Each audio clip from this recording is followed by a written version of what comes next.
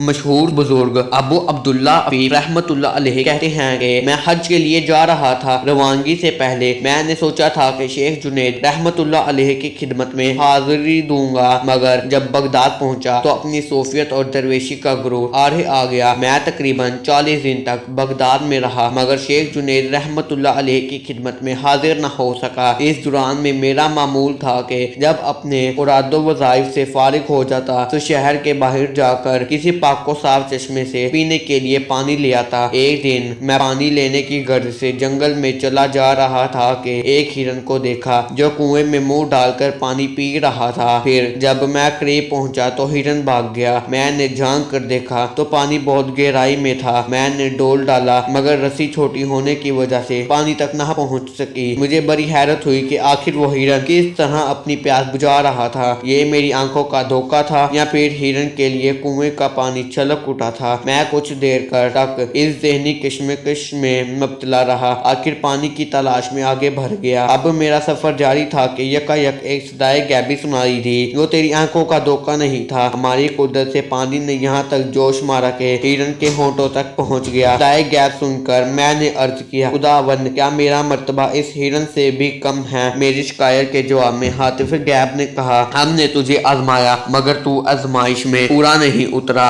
ابو عبداللہ عفیف کہتے ہیں، میں نے ندامت اور شرمساری کے عالم میں آگے بڑھ جانا چاہتا تھا، وہی آواز دوبارہ سنائی دی، خیر وہ وقت تو گزر گیا، دوبارہ کنویں پر جاؤ، تمہیں پانی مل جائے گا۔ میں تیز قدموں کے ساتھ واپس آیا تو واقعی کنواں چھلک رہا تھا۔ میں اپنا ڈول بھر کر واپس گیا۔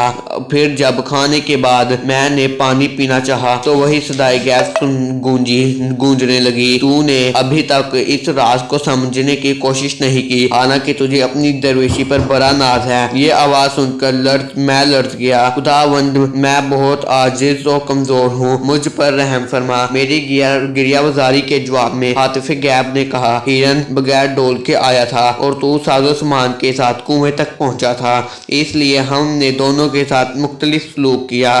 ابو عبداللہ عفیف کہتے ہیں کہ اس پانی میں خاص بات یہ تھی کہ میں جب تک بغداد میں مقیم رہا وہ پانی ختم نہیں ہوا، جس قدر پیتا تھا اس قدر برتن میں موجود پاتا تھا۔ پھر کچھ دن بعد حضرت ابو عبداللہ عفیف رحمۃ اللہ علیہ حج کے لیے چلے گئے، پھر واپسی میں دوبارہ بغداد آئے، مگر حضرت جنید بغدادی رحمۃ اللہ علیہ کی خدمت میں حاضر نہ ہو سکے۔ ایک روز نماز حج ادا کرنے کے لیے جامع مسجد پہنچے تو اتفاقاً حضرت جنید بغدادی رحمۃ اللہ علیہ سے ملاقات ہو گئی۔ ابو عبداللہ عفیف کو دیکھتے ہی آپ نے فرمایا، ابو عبداللہ اگر تم صبر کرتے تو خود تمہارے پاؤں کے نیچے چشمہ جاری ہو جاتا، کاش تم نے ایک گھڑی صبر سے کام لیا ہوتا۔ حضرت جنید بغدادی رحمۃ اللہ علیہ کی قوت کشف پر ابو عبداللہ رحمۃ اللہ علیہ حیران رہ گئے۔